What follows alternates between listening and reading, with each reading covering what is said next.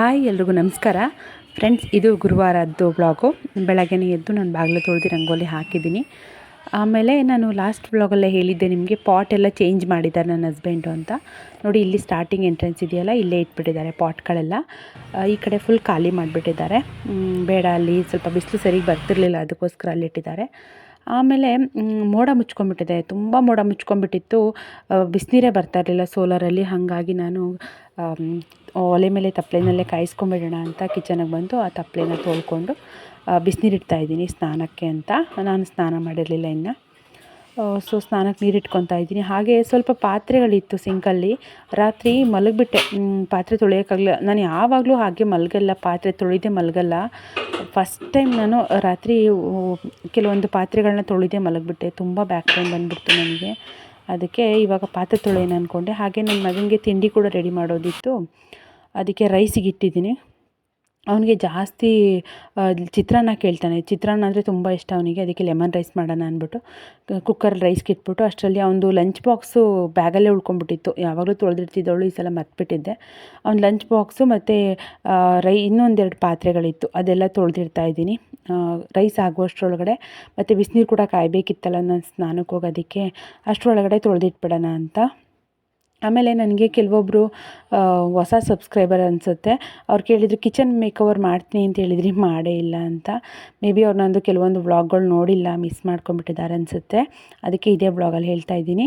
ನಮ್ಮದು ಆಲ್ಮೋಸ್ಟ್ ಮನೆ ಕನ್ಫರ್ಮ್ ಆಗೋ ಥರ ಇದೆ, ಬೇರೆ ಮನೆ ನೋಡ್ತಾ ಇದ್ದೀವಿ ಶಿಫ್ಟ್ ಮಾಡ್ಕೊಳ್ಳೋದಕ್ಕೆ. ಹಾಗಾಗಿ ಕಿಚನ್ ಮೇಕವರ್ ಮಾಡಿಲ್ಲ. ಅದಕ್ಕೆ ಅಂತ ತರಿಸಿರೋ ಐಟಮ್ ಎಲ್ಲ ಹಾಗೆ ಇಟ್ಟಿದ್ದೀನಿ. ಸಾಧ್ಯ ಆದರೆ ಮುಂದೆ ಯಾವುದಾದ್ರು ವ್ಲಾಗಲ್ಲಿ ತೋರಿಸ್ತೀನಿ ಅದನ್ನು. ಇವಾಗ ತಿಂಡಿ ರೆಡಿ ಮಾಡ್ಕೊಳ್ತಾ ಇದ್ದೀನಿ ನಾನು, ಚಿತ್ರಾನ್ನ ಮಾಡೋದಕ್ಕೆ ಅಂತ ಹೇಳಿ. ಆಮೇಲೆ ನಾನು ಇನ್ನೊಂದು ವಿಷಯ ಹೇಳಬೇಕು. ನನಗೆ ಒಬ್ಬರು ಸಬ್ಸ್ಕ್ರೈಬರು ತುಂಬ ದಿನದಿಂದ ಒಂದು ರಿಕ್ವೆಸ್ಟ್ ಮಾಡ್ಕೊತಿದ್ದಾರೆ, ನಿಮ್ಮ ಯೂಟ್ಯೂಬ್ ಜರ್ನಿ ಬಗ್ಗೆ ವೀಡಿಯೋ ಮಾಡಿ ಅಕ್ಕ ಪ್ಲೀಸ್ ಅಂತ ತುಂಬ ರಿಕ್ವೆಸ್ಟ್ ಮಾಡ್ಕೊತಿದ್ದಾರೆ. ಬಟ್ ನನಗೆ ವೀಡಿಯೋ ಮಾಡೋಕ್ಕಾಗ್ತಾನೇ ಇಲ್ಲ. ಏನಕ್ಕೆ ಅಂತಂದರೆ, ಇದು ಸ್ಯಾರಿ ಬಿಸ್ನೆಸ್ ಸ್ಟಾರ್ಟ್ ಮಾಡಿದೆ ಅಲ್ವಾ, ಆವಾಗಿಂದ ತುಂಬ ಬ್ಯುಸಿ ಆಗಿಬಿಟ್ಟಿದ್ದೀನಿ. ನನಗೆ ಡೈಲಿ ವ್ಲಾಗ್ ಕೂಡ ಮಾಡೋಕ್ಕಾಗ್ತಾಯಿಲ್ಲ, ಆ ಥರ ಆಗಿದೆ. ಏನಕ್ಕೆ ಅಂತಂದರೆ ಎಲ್ಲ ನಾನೇ ಒಬ್ಬಳೇ ಮೇಂಟೈನ್ ಮಾಡಬೇಕು. ಅಂದರೆ ಈಗ ಆರ್ಡರ್ ಬಂದಿದ್ದು ನಾನೇ ತೊಗೋಬೇಕು, ಮತ್ತು ನನಗೆ ಸ್ಯಾರಿಗಳು ಬೇಕು ಅಂದರೆ ನಾನು ತರಿಸ್ಕೊಳ್ಳೋ ಕಡೆ ನಾನೇ ಆರ್ಡ್ರ್ ಮಾಡಬೇಕು. ಮತ್ತು ನನಗೆ ಯಾರಾದರೂ ವಾಟ್ಸಪ್ಪಲ್ಲಿ ಮೆಸೇಜ್ ಮಾಡಿದವ್ರ ಹತ್ರ ನಾನೇ ಕಮ್ಯುನಿಕೇಷನ್ ಮಾಡಬೇಕು. ಈ ಥರ ಆಗಿಬಿಟ್ಟಿದೆ. ಮತ್ತು ಕಸ್ಟಮರ್ ಯಾರಾದರೂ ಸ್ಯಾರಿ ಫೋಟೋ ಕೇಳಿದಾಗ, ಮತ್ತು ಅವ್ರಿಗೆ ಸ್ಯಾರಿ ಬಗ್ಗೆ ಡೀಟೇಲ್ಸ್ ಕೇಳಿದಾಗ ಅದು ಕೂಡ ನಾನೇ ಮೆಸೇಜ್ ಮಾಡಬೇಕು. ಮನೆಯಲ್ಲಿ ಮಕ್ಕಳು ನೋಡ್ಕೋಬೇಕು, ಅಡುಗೆ, ಊಟ ತಿಂಡಿ, ಮನೆ ಕೆಲಸ, ಇದ್ರ ಮಧ್ಯದಲ್ಲಿ ನನಗೆ ವೀಡಿಯೋಗಳನ್ನೇ ಮಾಡೋಕ್ಕಾಗ್ತಾ ಇಲ್ಲ. ಎಷ್ಟೊಂದು ವೀಡಿಯೋಗಳೆಲ್ಲ ನಾನು ಸ್ಟಾಕ್ ತರಿಸಿದಾಗ ವೀಡಿಯೋ ಮಾಡೋಕ್ಕಿಂತ ಮುಂಚೆನೇ ಖಾಲಿ ಆಗಿಬಿಡುತ್ತೆ. ಈ ಥರ ಆಗಿಬಿಟ್ಟಿದೆ. ಅಂದರೆ ವಾಟ್ಸಪ್ಗೆ ಸ್ಟೇಟಸ್ ಹಾಕ್ತೀವಲ್ವ, ಮತ್ತು ಫ್ರೆಂಡ್ಸ್ ಸರ್ಕಲಲ್ಲಿ ಫ್ರೆಂಡ್ಸ್ದೊಂದು ಗ್ರೂಪ್ ಇದೆ, ವಾಟ್ಸಪ್ ಗ್ರೂಪ್, ಅದ್ರ ಮೂಲಕ ಗೊತ್ತಾದಾಗ ತೊಗೊಂಡ್ಬಿಡ್ತಾರೆ. ಈ ಥರ ಆಗಿಬಿಟ್ಟಿದೆ. ಹಾಗಾಗಿ ನನಗೆ ವೀಡಿಯೋಗಳನ್ನೇ ಮಾಡೋಕ್ಕಾಗ್ತಾಯಿಲ್ಲ. ಪ್ಲೀಸ್ ಬೇಜಾರು ಮಾಡ್ಕೋಬೇಡಿ. ಆದಷ್ಟು ಬೇಗ ನನ್ನ ನಾರ್ಮಲ್ ರೊಟೀನಿಗೆ ಬರ್ತೀನಿ. ಖಂಡಿತವಾಗ್ಲೂ ನನ್ನ ಯೂಟ್ಯೂಬ್ ಜರ್ನಿ ಬಗ್ಗೆ ನಾನು ವೀಡಿಯೋ ಮಾಡೇ ಮಾಡ್ತೀನಿ. ಅವರಂತೂ ಪಾಪ ತುಂಬ ರಿಕ್ವೆಸ್ಟ್ ಮಾಡ್ಕೊಂಬಿಟ್ಟಿದ್ದಾರೆ. ಒಬ್ಬರೇ ತುಂಬ ರಿಕ್ವೆಸ್ಟ್ ಮಾಡಿದ್ದಾರೆ. ಅದು ಅಲ್ಲದೆ ಒಂದು 2-3 ಜನ ಕೇಳಿದ್ದಾರೆ. ಒಬ್ಬರು ಮಾತ್ರ ಸಿಕ್ಕಾಪಟ್ಟೆ ರಿಕ್ವೆಸ್ಟ್ ಮಾಡ್ಕೊಂಬಿಟ್ಟಿದ್ದಾರೆ, ಪ್ಲೀಸ್ ಅಕ್ಕ ನಮಗೆ ತುಂಬ ಹೆಲ್ಪ್ ಆಗುತ್ತೆ, ವೀಡಿಯೋ ಮಾಡಿ ಯೂಟ್ಯೂಬ್ ಜರ್ನಿ ಬಗ್ಗೆ ಅಂತ. ಖಂಡಿತವಾಗ್ಲೂ ಮಾಡೇ ಮಾಡ್ತೀನಿ. ಮಾಡಿದಾಗ ಅಪ್ಲೋಡ್ ಮಾಡ್ತೀನಿ. ಪ್ಲೀಸ್ ಬೇಜಾರು ಮಾಡ್ಕೋಬೇಡಿ, ನನ್ನ ರಿಕ್ವೆಸ್ಟ್ ಅಂತಲೇ ಅಂದ್ಕೊಳ್ಳಿ. ಇವಾಗ ತಿಂಡಿ ರೆಡಿ ಆಯಿತು. ತಿಂಡಿ ರೆಡಿ ಆದಮೇಲೆ ಇವಾಗ ಆಲ್ರೆಡಿ ಒಂದು ಮಧ್ಯಾಹ್ನ ಆಗೋಗಿತ್ತು. ನಂದು ಸ್ನಾನ ಎಲ್ಲ ಆಯಿತು. ಅಷ್ಟರಲ್ಲಿ ನನ್ನ ಹಸ್ಬೆಂಡು ಮಧ್ಯಾಹ್ನ ಬಂದರು, ಊಟಕ್ಕೆ ಅಂತ ಬಂದರು. ನಾನು ಇನ್ನೂ ಅಡುಗೆ ಮಾಡಿರಲಿಲ್ಲ. ಪಾಪು ಕೈ ಬಿಡೋದಿಲ್ಲ, ಅವಳನ್ನ ಕೂರಿಸ್ಬಿಟ್ಟು ಕೆಲಸ ಮಾಡೋಕ್ಕಾಗಲ್ಲ, ಅವಳನ್ನ ಎತ್ಕೊಂಡು ಮಾಡೋಕ್ಕಾಗಲ್ಲ, ಸ್ವಲ್ಪ ಕಷ್ಟ ಆಗುತ್ತೆ. ಹೇಗೋ ದೇವ್ರ ಸಾಮಾನು, ಪೂಜೆ ಸಾಮಾನೆಲ್ಲ ಇತ್ತಲ್ಲ, ಅದೆಲ್ಲ ತೊಳೆದಿಟ್ಟೆ. ಅಷ್ಟರಲ್ಲಿ ನನ್ನ ಹಸ್ಬೆಂಡ್ ಬಂದ್ರಲ್ಲ, ದೇವ್ರ ಪೂಜೆಗೆಲ್ಲ ರೆಡಿ ಮಾಡ್ಕೊಳ್ಳೋಣ ಅಂತಿದ್ದೆ. ಅಷ್ಟರಲ್ಲಿ ಮನೆಗೆ ಬ್ರೋಕರ್ ಬಂದರು. ನಾವು ಹೇಗೋ ಮನೆ ಶಿಫ್ಟ್ ಮಾಡ್ತಿದ್ದೀವಲ್ವ, ಒಬ್ಬರು ತಾತ ಇದ್ದಾರೆ, ಮನೆ ತೋರಿಸ್ತಾರೆ ನಮಗೆ, ಅವ್ರು ಬಂದರು. ಸರಿ ಟೀ ಮಾಡಿಕೊಡು ಅಂತ ಹೇಳಿದ್ರು, ಅದಕ್ಕೆ ಟೀ ಮಾಡ್ತಾಯಿದ್ದೀನಿ. ಮತ್ತು ನನ್ನ ಹಸ್ಬೆಂಡು ಅವ್ರ ಜೊತೆ ಮನೆ ನೋಡೋದಕ್ಕೆ ಅಂತ ಹೋದರು. ಟೀ ಕುಡ್ದಾದ್ಮೇಲೆ ಮತ್ತೆ ನನಗೆ ಕೆಲಸ ಮಾಡೋಕ್ಕಾಗಲಿಲ್ಲ. ಅವ್ರು ಮತ್ತೆ ಮನೆ ನೋಡ್ಕೊಂಡು ಬರೋ ತನಕ ವೆಯ್ಟ್ ಮಾಡಿದ್ದು. ಅದಾದಮೇಲೆ ನಾನು ದೇವ್ರ ಮನೆಯೆಲ್ಲ ಕ್ಲೀನ್ ಮಾಡೋದಕ್ಕೆ ಅಂತ ಹೋದೆ. ನಾನು ಪಾಪುನ ಕೂರಿಸ್ಕೊಂಡು ದೇವ್ರ ಮನೆ ಕ್ಲೀನ್ ಮಾಡೋಕ್ಕೆ ಹೋದರೆ ಪಾಪ ಎಳ್ದಾಕ್ಬಿಡ್ತಾಳೆ ಅನ್ನೋದೊಂದು ಭಯ. ಹಾಗೆ ಅಡುಗೆ ಕೂಡ ಮಾಡ್ಕೊಳ್ಳೋದಿತ್ತು ಮಧ್ಯಾಹ್ನಕ್ಕೆ. ಗ್ರಾಸರಿ ಎಲ್ಲ ಖಾಲಿಯಾಗಿಬಿಟ್ಟಿದೆಯಲ್ವಾ, ಸೊ ಏನಿದೆ ಮನೇಲಿ ಅದನ್ನೇ ಮಾಡೋಣ ಅಂಥೇಳಿ ಹೆಸ್ರು ಕಾಳಿತ್ತು, ಹೆಸ್ರು ಕಾಳು ಸಾಂಬಾರು ಮಾಡ್ತಾಯಿದ್ದೀನಿ. ತುಂಬ ಈಸಿ, ತುಂಬ ರುಚಿಯಾಗಿರುತ್ತೆ. ಹೆಸ್ರು ಕಾಳನ್ನ ತೊಳೆದ್ಬಿಟ್ಟು ಚೆನ್ನಾಗಿ ಒಂದು 2ರಿಂದ 3 ಸಲ, ಅದಕ್ಕೆ ಟೊಮೆಟೊ, ಈರುಳ್ಳಿ, ಹಸಿಮೆಣ್ಸಿನ್ಕಾಯಿ, ಕೊತ್ತಂಬರಿ ಸೊಪ್ಪು, ಜೀರಿಗೆ, ಉಪ್ಪು, ಅರಿಶಿನ, ಸ್ವಲ್ಪ ಎಣ್ಣೆ ಇಷ್ಟನ್ನು ಹಾಕಿಬಿಟ್ಟು ಕುಕ್ಕರ್ ಮುಚ್ಚಳ ಮುಚ್ಚಿಬಿಟ್ಟು ಒಂದು 3ರಿಂದ 4 ವಿಷಲ್ ಕೂಗಿಸ್ಕೊಂಡ್ರೆ ತುಂಬ ಸಾಫ್ಟಾಗಿ ಬೆಂದಿರುತ್ತೆ. ಅದು ಬೆಂದಮೇಲೆ ಮಸಿ ಕೋಲಲ್ಲಿ ಅದನ್ನ ಮಸಿದ್ರೂ ಆಗುತ್ತೆ, ಅಥವಾ ಪ್ಲೇಟ್ಗೆ ಆರಕ್ಕೆ ಹಾಕ್ಬಿಟ್ಟು ಮಿಕ್ಸರ್ ಜಾರ್ಗೆ ಹಾಕ್ಕೊಂಡು ರುಬ್ಕೊಂಡ್ರೂ ಆಗುತ್ತೆ. ಖಾರದ ಪುಡಿ, ಧನಿಯಾ ಪುಡಿ ಹಾಕ್ಕೊಂಡು ತುಂಬ ರುಚಿಯಾಗಿರುತ್ತೆ. ಒಂದು ಸಲ ಟ್ರೈ ಮಾಡಿ. ನನ್ನ ಮಗಳನ್ನ ಎತ್ಕೊಂಡು ಕೆಲಸ ಮಾಡೋಕ್ಕಾಗಲ್ಲ, ಏನು ಮಾಡೋದು, ಮಾಡಲೇಬೇಕು. ನನ್ನ ಹಸ್ಬೆಂಡ್ಗೆ ನನಗೆ ಕೆಲಸ ಇದೆ ಅಂತ ಅವ್ರನ್ನ ಮನೇಲೇ ಉಳ್ಕೊಳ್ಳಿ ಅಂತ ಹೇಳೋಕ್ಕಾಗಲ್ಲ ಅಲ್ವಾ. ಹೇಗೋ ಲಂಚ್ ಅವರಲ್ಲಿ ಬಂದಿದ್ದಕ್ಕೆ ಸರಿ ಹೋಯಿತು. ಆಮೇಲೆ ಸರಿ ಪಾಪುನ ಎತ್ಕೊಳ್ತೀನಿ, ಬೇಗ ಕೆಲಸ ಮಾಡ್ಕೊಂಬಿಡು ಅಂತ ಹೇಳಿದ್ರು. ಹೆಂಗೋ ಅಡುಗೆ ಆಗಬೇಕಾಗಿತ್ತಲ್ಲ, ಅಡುಗೆ ಆಗೋ ತನಕ ಎತ್ಕೊಂಡಿದ್ರು. ಆ ಟೈಮಲ್ಲಿ ನಾನು ದೇವ್ರ ಮನೆಯೆಲ್ಲ ಕ್ಲೀನ್ ಮಾಡ್ಕೊಂಡು ದೇವ್ರ ಮನೆ ಕ್ಲೀನ್ ಮಾಡಿಕೊಂಡು ದೇವ್ರ ಫೋಟೋಕ್ಕೆಲ್ಲ ಕುಂಕುಮ ಎಲ್ಲ ಹಚ್ಚಿಟ್ಬಿಡೋಣ ಅಂತ ಒರೆಸ್ಕೊತಿದ್ದೀನಿ. ಆ ದೇವ್ರ ಮನೆಯಲ್ಲಿ ಅಷ್ಟೊಂದು ಲೈಟಿಂಗ್ಸ್ ಅಷ್ಟೊಂದು ಕ್ಲಾರಿಟಿ ಚೆನ್ನಾಗಿಲ್ಲ, ಅಡ್ಜಸ್ಟ್ ಮಾಡ್ಕೊಳ್ಳಿ ಪ್ಲೀಸ್. ಇವತ್ತು ಗುರುವಾರ ಆಗಿರೋದ್ರಿಂದ ನಾನು ದೇವ್ರ ಫೋಟೋ ಎಲ್ಲ ಒರೆಸಿ ದೇವ್ರ ಮನೆ ಕ್ಲೀನ್ ಮಾಡಿಬಿಟ್ಟೆ ಪೂಜೆ ಮಾಡೋದು, ಹಾಗೆ ಮಾಡೋಕ್ಕಾಗಲ್ಲ. ಇವಾಗ ರಾಯರ ಫೋಟೋಗೆ ನಾನು ಕುಂಕುಮ ಇಡ್ತಾಯಿದ್ದೀನಿ. ಹಾಗೆ ರಾಯರಿಗೆ ನೈವೇದ್ಯ ಮಾಡೋದಿತ್ತು. ನನಗೆ ಸಾಧ್ಯ ಆದರೆ, ನನಗೆ ಟೈಮ್ ಸಿಕ್ಕರೆ ಮಾತ್ರ ನಾನು ನೈವೇದ್ಯ ಮಾಡ್ತೀನಿ. ಇಲ್ಲ ಅಂದರೆ ನಾನು ಹಾಲಿರುತ್ತಲ್ಲ, ಹಾಲಿಗೆ ಸಕ್ಕರೆ ಹಾಕ್ಬಿಟ್ಟು ಕಾಯಿಸಿಬಿಟ್ಟು ಅದನ್ನೇ ಇಡ್ತೀನಿ. ಹಾಲು ಮತ್ತು ನೀರು ಇಡ್ತೀನಿ, ಅಷ್ಟಿಟ್ಟರೂ ಸಾಕಂತೆ. ರಾಯರು ಅಷ್ಟಕ್ಕೆ ಖುಷಿ ಆಗ್ತಾರೆ ಅಂತ ಹೇಳ್ತಾರೆ. ಇಲ್ಲ ಅದೂ ಇಲ್ಲ ಅಂದರೆ ಕಲ್ಲು ಸಕ್ಕರೆ ಕೂಡ ಇಡ್ಬೋದಂತೆ. ಕಲ್ಲು ಸಕ್ಕರೆ ಅಥವಾ ಬಾಳೆಹಣ್ಣು ಏನಿಟ್ಟರೂ ಆಗುತ್ತೆ. ನಮ್ಮ ಮನೆಯಲ್ಲಿ ಸದ್ಯಕ್ಕೆ ಹಾಲಿತ್ತು, ಹಾಲನ್ನ ಕಾಯಿಸ್ಬಿಟ್ಟು ಇಡೋಣ ಅಂತ ಅಂದ್ಕೊಂಡೆ. ಅಷ್ಟರಲ್ಲಿ ದೇವ್ರ ಫೋಟೋಕ್ಕೆಲ್ಲ ಅಲಂಕಾರ ಮಾಡಿದ್ದಾದಮೇಲೆ ಕಾಳೆಲ್ಲ ನಾನು ಪ್ಲೇಟ್ಗೆ ತಣ್ಣಗಾಗೋದಕ್ಕೆ ಅಂತ ಇಟ್ಟಿದ್ದೆ. ತಣ್ಣಗಾಗಿತ್ತು, ಅದನ್ನ ಹಾಕ್ಬಿಡೋಣ ಅಂಥೇಳಿ ಅದಕ್ಕೆ ಖಾರದ ಪುಡಿ ಮತ್ತು ಧನಿಯಾ ಪುಡಿ ಹಾಕಿಬಿಟ್ಟು ರುಬ್ಬಿಟ್ಟು ಹಾಕ್ತಾಯಿದ್ದೀನಿ. ತುಂಬ ಚೆನ್ನಾಗಿರುತ್ತೆ ಇದು ಊಟಕ್ಕೆ, ಮುದ್ದೆ ಜೊತೆಗೆ ಒಳ್ಳೆ ಕಾಂಬಿನೇಷನ್ನು. ನಾನು ರೈಸ್ ಮಾತ್ರ ಮಾಡಿದೆ, ಮುದ್ದೆ ಮಾಡಲಿಲ್ಲ. ಹಸಿಟ್ಟು ಸ್ವಲ್ಪ ಇದೆ, ಖಾಲಿ ಆಗಕ್ಕೆ ಬಂದುಬಿಟ್ಟಿದೆ. ಅದಕ್ಕೆ ಈ ಕಡೆ ಅಡುಗೆನೂ ಮಾಡ್ಕೋಬೇಕು, ಆ ಕಡೆ ದೇವ್ರ ಮನೆಯಲ್ಲೂ ಕ್ಲೀನ್ ಮಾಡ್ಕೋಬೇಕು. ಮಧ್ಯೆ ಮಧ್ಯೆ ಪಾಪು ಕೂಡ ಅಳ್ತಿರ್ತಾಳೆ, ಅವಳನ್ನ ಕೂಡ ನೋಡ್ಕೋಬೇಕು.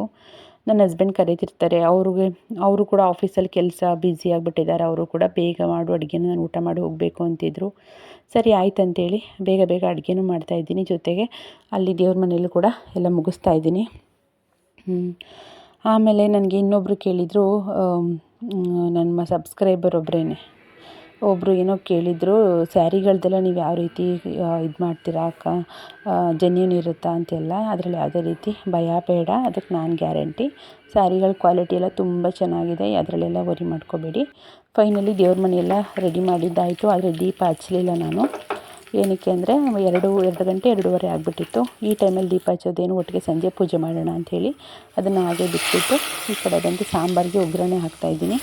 ಬೆಳ್ಳುಳ್ಳಿ ಒಗ್ಗರಣೆ ಹಾಕ್ತಾಯಿದ್ದೀನಿ, ತುಂಬ ಚೆನ್ನಾಗಿರುತ್ತೆ ಬೆಳ್ಳುಳ್ಳಿ ಒಗ್ಗರಣೆ. ಈಗ ನನ್ನ ಹಸ್ಬೆಂಡ್ಗೆ ಊಟ ಹಾಕ್ಕೊಂಡೋಗಿ ಕೊಡ್ತಾಯಿದ್ದೀನಿ. ಅವ್ರು ಊಟ ಮಾಡಿಬಿಟ್ಟು ಡ್ಯೂಟಿಗೆ ಹೋದರು. ಇವಾಗ ಸಂಜೆ ಆಗೋಗಿತ್ತು. ನನ್ನ ಹಸ್ಬೆಂಡು ಲೇಟಾಗುತ್ತೆ ಬರೋದು, ಒಂದು 8 ಗಂಟೆ ಆಗುತ್ತೆ ಅಂತ ಹೇಳಿದ್ರು. ಸರಿ ಅಂತ ಹೇಳಿದ್ರಲ್ಲ ಅಂಥೇಳಿ ನಾನು ಪೂಜೆ ಮಾಡಿಬಿಡೋಣ ಅಂತ ಒಂದು 5:45 6 ಗಂಟೆ ಆಗಿತ್ತು. ಆ ಟೈಮಲ್ಲಿ ಪಾಪುನ ತೊಡೆ ಮೇಲೆ ಕೂರಿಸ್ಕೊಂಡು ಪೂಜೆ ಮಾಡ್ತಾಯಿದ್ದೀನಿ. ಅವಳನ್ನ ಆ ರೀತಿ ಕೂರಿಸ್ಕೊಂಡು ಪೂಜೆ ಮಾಡೋಕ್ಕೂ ಭಯ ಆಗುತ್ತೆ, ಯಾಕಂದರೆ ದೀಪ ಇರುತ್ತೆ, ಎಳೆದ್ಬಿಟ್ರೆ ಕಷ್ಟ, ಗಂಧದ ಕಡ್ಡಿ ಮುಟ್ಬಿಟ್ರೆ ಕಷ್ಟ ಅಂತ ಹೇಳಿ ಭಯನೂ ಆಗುತ್ತೆ. ಬಟ್ ಏನೂ ಮಾಡೋಕ್ಕಾಗಲ್ಲ, ಟೈಮ್ ಆಗೋಗುತ್ತಲ್ಲ ಅಂಥೇಳಿ ಪೂಜೆ ಮಾಡಿದೆ. ಪೂಜೆ ಎಲ್ಲ ಮಾಡಾಯಿತು. ನಾನು ಕರೆಕ್ಟಾಗಿ ಅದೆಲ್ಲ ವೀಡಿಯೋ ಮಾಡ್ಕೊಳಕ್ಕಾಗಲಿಲ್ಲ. ದೇವ್ರ ಮನೆಯಲ್ಲಿ ಅಷ್ಟೊಂದು ಕ್ಲಾರಿಟಿ ಕೂಡ ಇಲ್ಲ ಲೈಟು, ಏನೂ ಅಂದ್ಕೋಬೇಡಿ. ಈಗ ಬ್ಯಾಕ್ ಕ್ಯಾಮ್ರಾದಲ್ಲಿ ತೋರಿಸ್ತೀನಿ ನೋಡಿ. ಫೈನಲಿ ಈ ಥರ ಪೂಜೆ ಮಾಡಿದ್ದೀನಿ. ರಾಯರಿಗೆ ಹಾಲು ಮತ್ತು ನೀರು ಇಟ್ಟಿದ್ದೀನಿ. ಅದಾದಮೇಲೆ ಹೂವು ಇತ್ತು, ಸಿಂಪಲ್ಲಾಗಿ ಮುಡಿಸ್ಬಿಟ್ಟು ಪೂಜೆ ಮಾಡಾಯಿತು.